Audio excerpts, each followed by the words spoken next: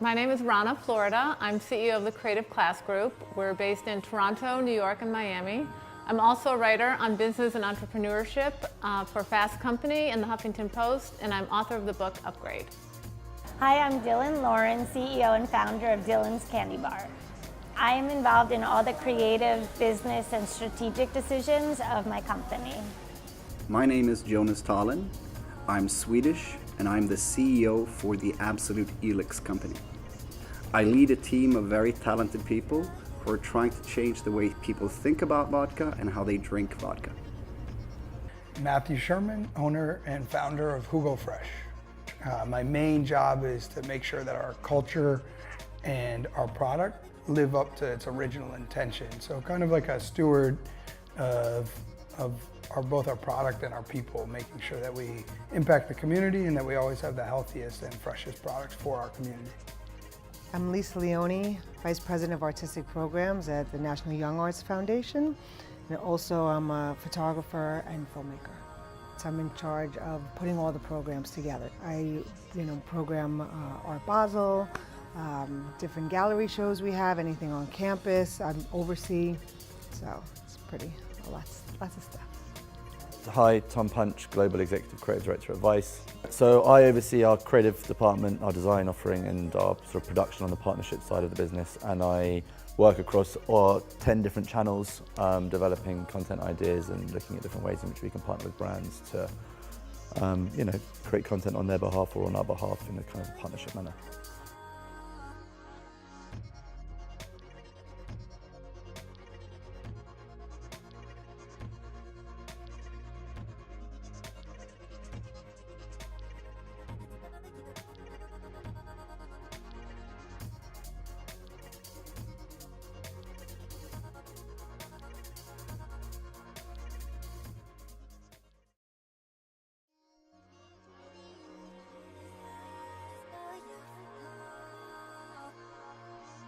A rebel in the travel industry to me is someone who goes outside the comfort zone of just having a traditional hotel. They try to up the ante on the customer service, on the way the staff's dressed, on the way the room looks, on the what's in the mini bar, something that's taking it to a new level. Consumers really want things on their time and their way. They want customization and efficiency. There are so many problems that creativity and technology can fix. Thinking about ways in which we can curate both utility content as well as just general entertainment content that's constantly updated, constantly bottom up as opposed to top down, feels like a huge opportunity moving forward. I would love something for me when I hit my room that got me out to the street as fast as possible. Above all, I think the Creative Class consumers are really looking for authentic experiences. When they visit a city, they want experiences that are unique to that place and representative of its local culture. Not conforming and staying true to your heritage is one of the most rebellious things you can do. I think that rebellion within the travel industry is about innovating deeply, not just making small changes, but making a jump.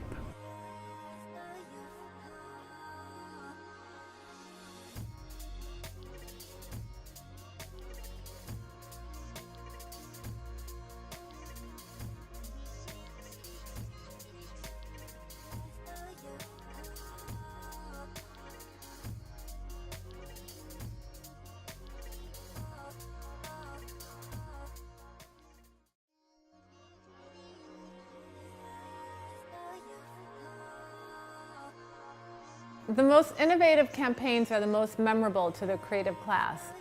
People are, as we know, are being bombarded with messages the whole fucking time, so you've got to have a simple, interesting point to make.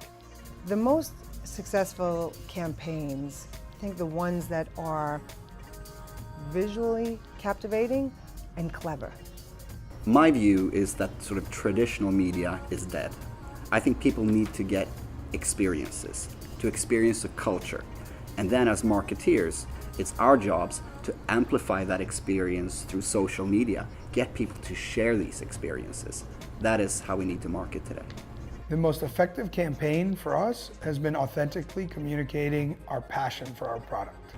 Organizations that want to break out of the ordinary need to create a culture of risk-taking and experimentation.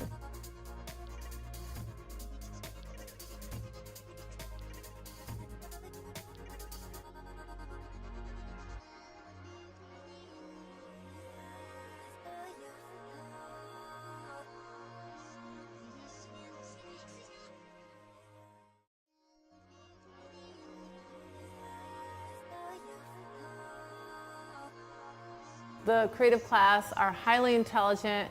They now value artisanal products and brands with a mission. There's so many companies out there like that that I think are fun with color. You know, even if they sell Havaianas in the store, you know, it's colorful and fun and themed to vacations. Identifying and curating the right shortlist of creators out there and having the hotel experience be something where you can interact with that based on whatever your brand position is and your view on the world is. But I think that being culture-centric rather than brand-centric is probably the way to go. For me, it's not about luxury, partnering with luxury brands. I think they should partner with different artists. The best type of collaboration or partnership for a hotel, I think, is one that would allow the guests and the community around that hotel to be fully expressed. So I think it's much more interesting for a hotel to maybe work with local people, local food, to really make somebody feel like you're experiencing the culture where you are, also when you're inside of the hotel.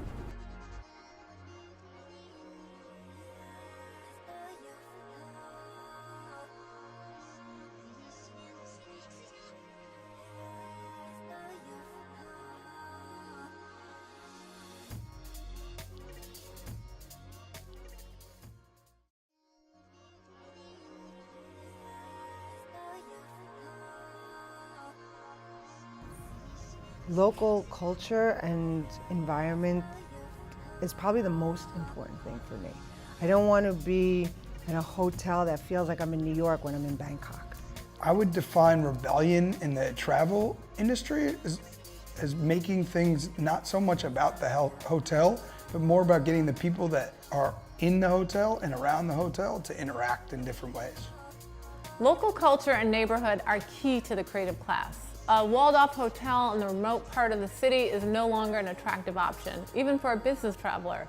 The creative class wants not just consumer amenities, but also experiences right outside the front door. I think a lot of neighborhoods and people in certain environments want to feel that the new brand coming in isn't a mass brand, but a brand that connects to the local flair and isn't going to take over. With this digital age, I think people are just getting more and more distance from each other in some ways. And in that context, I think this need to feel local culture, part of belonging to something, is incredibly important.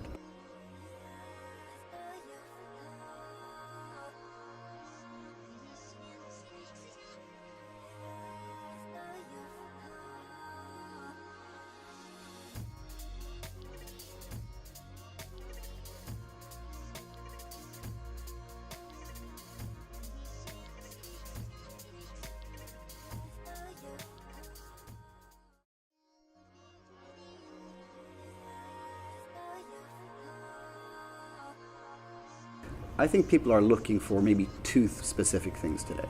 One thing I think they're looking for is culture. People want to feel culture.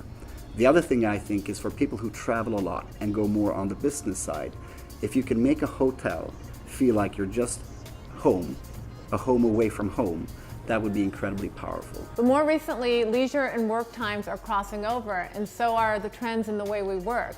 And they're really expecting vibrant spaces to work where they can connect, dialogue, and exchange ideas.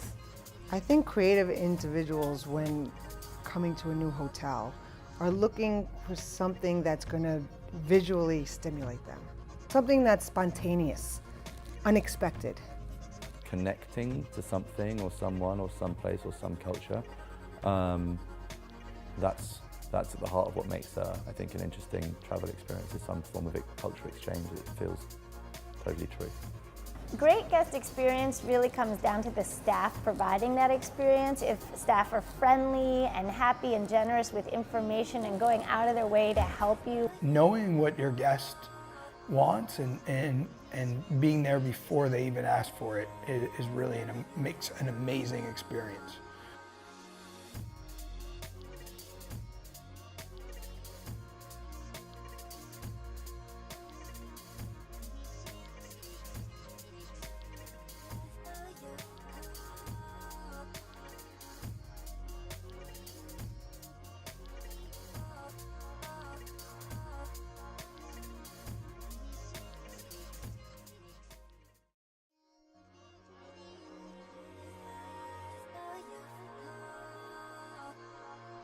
I think design is incredibly important.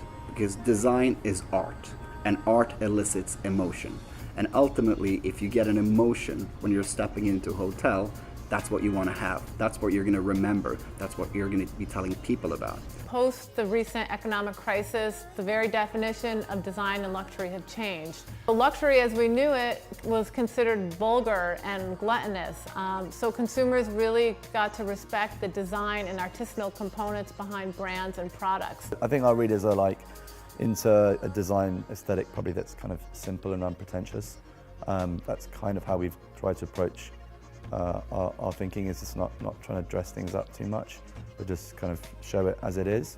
Something that's, visually pleasing, that feels comfortable, warm, like home, but better. I would define Rebel by simplicity.